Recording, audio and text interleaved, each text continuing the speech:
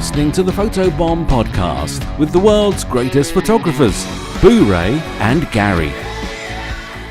So you want to get to the meat of the conversation today? The ugly. I thought we were done with the meat.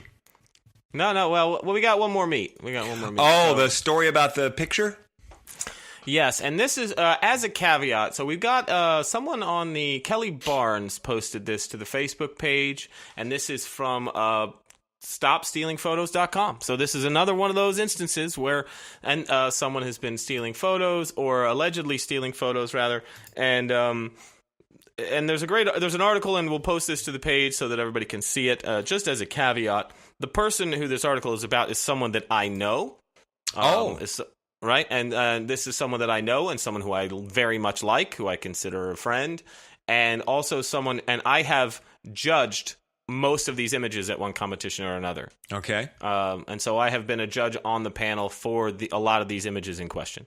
And so I want to make sure that if I seem abnormally reserved in passing judgment, it's because I know the person involved. And I want that to be clear. So basically, we have a photographer, Lisa Saad from Melbourne, Australia, has these incredible images that she's made for competitions, whether they be WPPI, SWPP in London, and the AIPP. And so these images specifically were used in competition. And not only were they used in competition, which we talk about image competitions at different organizations quite a lot on this show, but she not only competed with them, but won loads of awards and accolades for these images. So if these images had gone into competition and gotten reasonable scores and gone away, I don't think we'd be having this conversation. The reason that these images started to get looked at in the first place was because they did extremely well, very high scoring, like a lot of them into the 90s scores in image competition. And so essentially what it looks like is that